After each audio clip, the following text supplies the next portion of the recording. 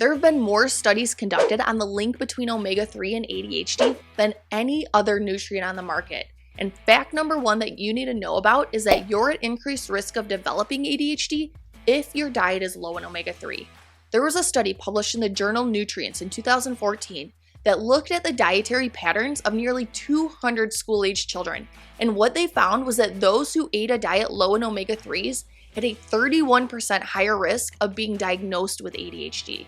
Not only that, blood levels have been shown to be lower in children who have already been diagnosed with ADHD.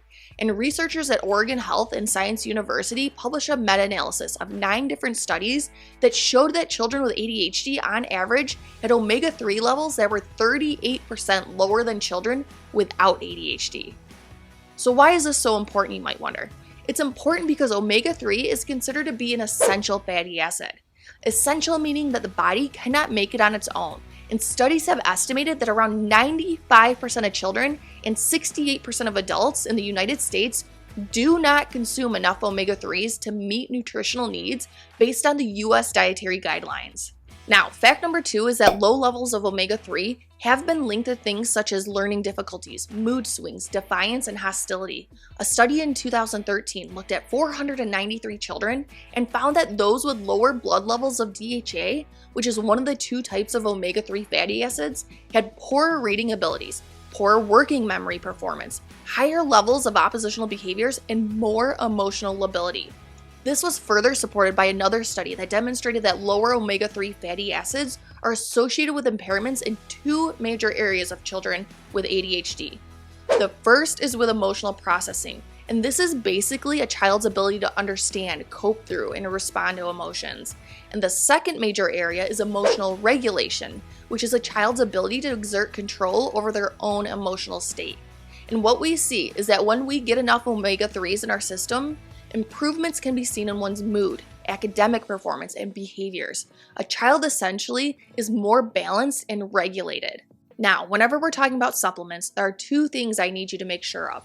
Number 1 is that you're taking a high quality supplement. And I always recommend ones to my patients that have been tested and approved by Consumer Lab. And I attach links to reputable brands in the description below.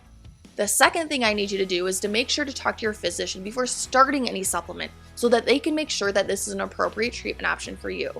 The final fact that I need you to know about. Actually, you know what?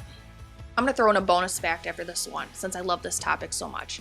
So must know fact number 3 is that there might be a genetic component in those with ADHD that cause omega-3 levels to be low.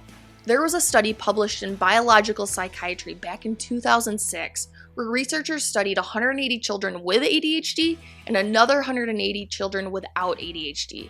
And what they found was that children with ADHD had a 60 to 70% greater likelihood of having a variation in the gene fatty acid desaturase 2.